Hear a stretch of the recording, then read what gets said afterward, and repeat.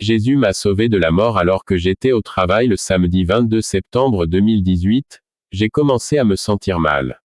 Quand je suis rentré chez moi, j'ai remarqué que j'avais de la toux et que j'avais la grippe. Dimanche, j'avais encore la grippe et la toux, mais le soir j'avais aussi une forte fièvre. Lundi matin, je me suis réveillé si malade que je ne pouvais même pas aller travailler. Mais quand je suis allé à l'hôpital, le médecin m'a dit que c'était juste une grippe et qu'elle disparaîtrait dans quelques jours.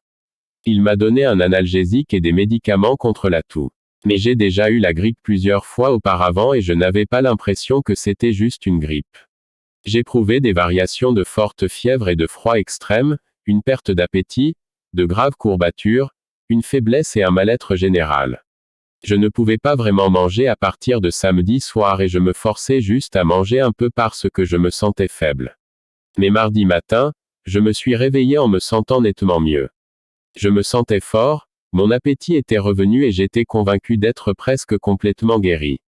Ce fut un changement radical car lundi soir, j'étais toujours très malade et je manquais toujours d'appétit.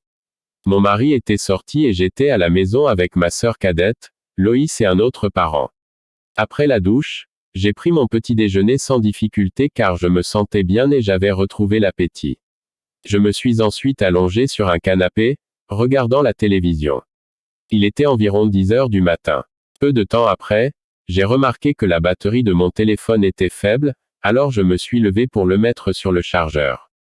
Quand je me suis levé, avant de faire un pas, j'ai remarqué que j'étais extrêmement faible et étourdi.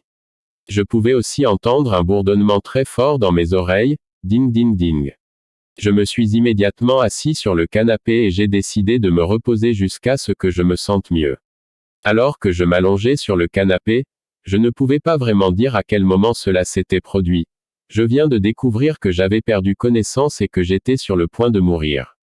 Je ne voyais rien, je perdais conscience de tout ce qui m'entourait et je sentais mon âme se séparer de mon corps à grande vitesse. Je ne pensais pas que j'étais en train de mourir, je savais que j'étais en train de mourir. La sensation de votre âme quittant votre corps n'est jamais bonne.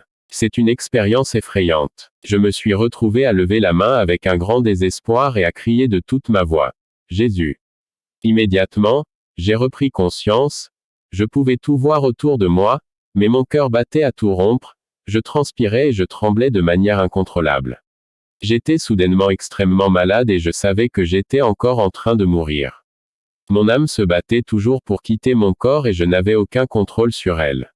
J'étais désespéré et je pensais, peut-être que si je m'accrochais à une chose physique, j'essayais de m'accrocher au canapé, je pourrais voir que mon âme venait de passer à travers et que c'était juste mon corps physique qui tenait le coup. Pendant tout ce temps, j'étais extrêmement malade et je pensais qu'à tout moment j'allais m'effondrer et mourir. Mon corps tout entier tremblait et je ne comprenais rien. Dans ces moments-là, j'ai réalisé que la vie est un voyage personnel. Je priais et j'étais si étourdi et faible. Je pensais que si je me levais, je me sentirais plus vivante. Mais même lorsque je me levais, mon âme luttait toujours pour quitter mon corps. Je déclarais la vie et la guérison. Quand je me suis levé, tout mon corps tremblait encore extrêmement, et la seule pensée que j'avais était d'aller dans la chambre pour prendre l'huile d'onction et moindre tout en déclarant la guérison. Jacques 5h14, le salon dans lequel je me trouvais est juste à côté de la chambre, mais quand je me suis levé, je savais que je n'arriverais pas à la chambre, je savais que j'allais juste m'effondrer et mourir. Je n'avais absolument aucun pouvoir sur ma vie. J'ai vu ma sœur préparer son petit déjeuner et je savais qu'elle ne pouvait pas m'aider. Je savais que personne ne pouvait m'aider. Ma sœur n'avait pas réalisé ce qui se passait, car elle était dans la cuisine. J'ai commencé à l'appeler, Loïs. Loïs, Loïs. Quand elle m'a vu, j'ai vu qu'elle paniquait. Elle a commencé à me demander. Qu'est-ce qui ne va pas? Elle a couru là où j'étais et elle m'a tenu dans ses bras, tout ce que je pouvais lui dire c'était. Je meurs. Je meurs. Je tremblais tellement que lorsque ma sœur me tenait, je la secouais aussi. Je lui ai juste dit, je suis extrêmement malade. Je suis en train de mourir. Et je savais qu'elle ne pouvait pas m'aider. Ma sœur m'a dit plus tard qu'elle avait tellement peur qu'elle pensait que j'allais littéralement mourir dans ses bras. Je savais que je ne pourrais pas me maintenir en vie et que ma sœur ne pourrait pas me garder en vie même si elle le voulait. J'ai pensé à quel point nous devrions être plus fidèles à Jésus qu'à toute autre personne, car tout le monde reste derrière et vous continuez à rencontrer Jésus seul. À ce stade, je ne savais pas si j'irais au paradis ou en enfer. J'étais juste vide. Tout ce que je savais, c'était que j'allais mourir. J'ai dit à ma sœur d'appeler mon mari. Elle est venue juste samedi et ne savait pas comment je l'avais enregistré dans mon téléphone et elle était occupée à me demander, « Attends, sous quoi est-il enregistré ?» Je le disais simplement, « Appelle-le, appelle-le. » Mais je savais que même mon mari ne pouvait pas m'aider. Je n'arrivais pas vraiment à comprendre ce qui se passait autour de moi, je pouvais juste entendre Loïs dire à mon mari, « Rachel est vraiment très très malade. » Je n'entendais pas comment se déroulait toute la conversation, c'était comme si je sombrais dans l'inconscience. Je pensais que peut-être que si je buvais de l'eau, je me sentirais vivant, mais quand j'ai eu une bouteille d'eau à boire, je tremblais tellement qu'elle s'est presque renversée et même après l'avoir bu, je me battais si fort pour quitter mon corps, et j'étais extrêmement malade, faible et je tremblais toujours. Ma sœur paniquait et me disait, « Appelons maman, elle est en prière aujourd'hui. » Mais ma mère n'a pas répondu à l'appel parce qu'elle était en train de prier à ce moment-là. Ma sœur essayait de me rassurer que je ne mourrais pas, que tout irait bien, mais je savais que j'allais mourir à tout moment. J'ai pensé que je devrais peut-être déclarer les Écritures et quand j'ai réussi à ouvrir une Bible, c'était comme si les lettres scintillaient. J'ai réalisé que la parole de Dieu est vivante. Je pouvais voir que chaque mot de la Bible était tellement précieux. Et parce que je savais que j'allais mourir à tout moment, j'enviais ceux qui seraient encore capables de lire la parole de Dieu parce que j'aurais aimé la lire bien plus que je ne l'ai fait. J'ai réalisé que la parole de Dieu est beaucoup plus précieuse que l'or et qu'avoir la chance de la lire est un immense privilège.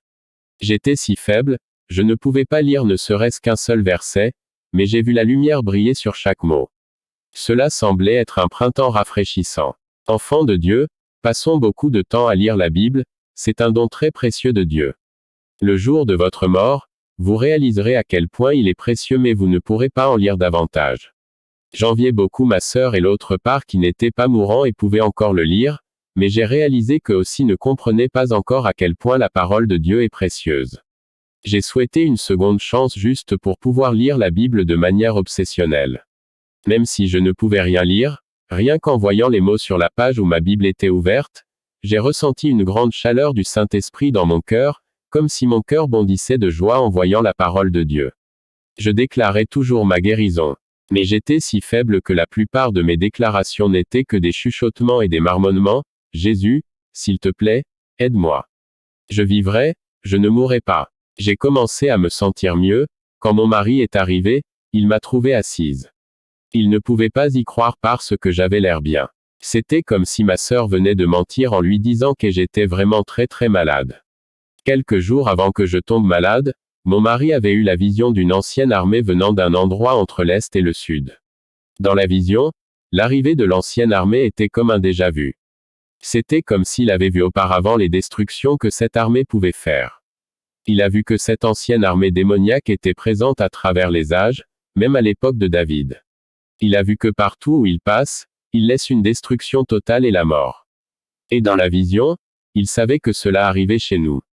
Dimanche soir, alors que je suis tombé très malade, Dieu a rappelé cette vision à mon mari et lui a dit d'oindre notre maison pour une passe.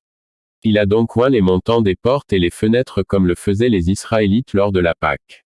Ainsi, après avoir vécu ce que j'ai vécu, presque mourir, j'ai su que c'était la même attaque que Dieu avait montrée à mon mari quelques jours auparavant, mais que Dieu avait déjà devancé l'ennemi et que notre maison serait ignorée. Ce jour-là, dans l'après-midi, alors que je dormais, j'étais encore un peu malade, Dieu m'a parlé dans un rêve. Il m'a simplement dit, « Il s'agit du calvaire. » Immédiatement, j'ai su qu'il parlait de ma guérison payée au calvaire. Et à ce moment précis, même alors que je dormais encore, j'ai su que j'étais guéri. Cela m'a rappelé le centenier qui a demandé à Jésus de guérir son serviteur en prononçant simplement la parole et le serviteur a été guéri à l'heure même où Jésus a prononcé la parole. Luc 7, 1-10. Jésus m'a dit qu'il avait permis cela pour me montrer qu'il est le seul à avoir le pouvoir sur ma vie. C'est lui seul qui peut me prendre la vie et c'est lui seul qui peut me donner la vie. Parfois, nous pouvons nous laisser emporter par la vie à un point tel que la mort ressemble à une histoire, comme si elle ne pouvait pas vous arriver, mais je suis ici pour vous dire que la mort est bien réelle. Et cela peut arriver si soudainement. Tout va peut-être bien, mais dans un instant, vous pourriez rendre votre dernier soupir. N'ayez pas honte de vivre votre vie pour Dieu, peu importe le nombre de personnes qui vont dans l'autre sens. Vous êtes dans un voyage personnel. Ce jour-là, personne ne pourra vous aider à part Jésus. Il vaut mieux avoir l'air idiot aujourd'hui, pour l'amour du Christ, car ce jour-là, vous serez le plus sage. Ne vous livrez pas à des commérages, même si cela pourrait offenser votre ami qui aime tant bavarder. Ils ne vous accompagneront pas jusqu'au tribunal. Ne faites pas de compromis pour que les gens qui aiment encore le monde soient à l'aise autour de vous. Ils resteront ici le jour de votre mort et vous rencontrerez votre péché dans l'au-delà. Éloignez-vous de toute iniquité et sauvez votre âme. Donnez la priorité à Jésus, quelle que soit la situation, même si vous finissez par paraître stupide aux yeux du monde, ne vous souciez pas de l'opinion du monde à votre sujet, ils resteront derrière lorsque votre heure de mourir viendra. J'ai été dans des situations où j'ai choisi de paraître stupide selon les normes du monde, simplement parce que je ne voulais pas décevoir Jésus. Commencez à considérer la vie comme un voyage personnel. Ne vous sentez pas paresseux de prier et de jeûner simplement parce que votre partenaire de prière se sent paresseux. Il s'agit de vous et de Jésus. La parole de Dieu est plus précieuse que l'or, elle ne passera jamais. Lisez la Bible, combattez l'esprit de paresse en lisant la Bible. Utilisez le temps dont vous disposez sur terre et servez Dieu au mieux de vos capacités. Là-dessus, ça vaudra le coup. Le monde vous a peut-être considéré comme stupide ou arriéré, mais l'intelligence mondaine est en réalité le véritable retard. Pensez à quelqu'un qui, en 1970, a volé de l'argent juste pour pouvoir acheter les derniers vêtements à la mode de l'époque et qui est mort et est allé en enfer pour vol. Si on vous montrait le genre de vêtements qui les incitait à voler, ils auraient maintenant l'air si rétrogrades, alors qu'à l'époque, ils semblaient si précieux à cette personne.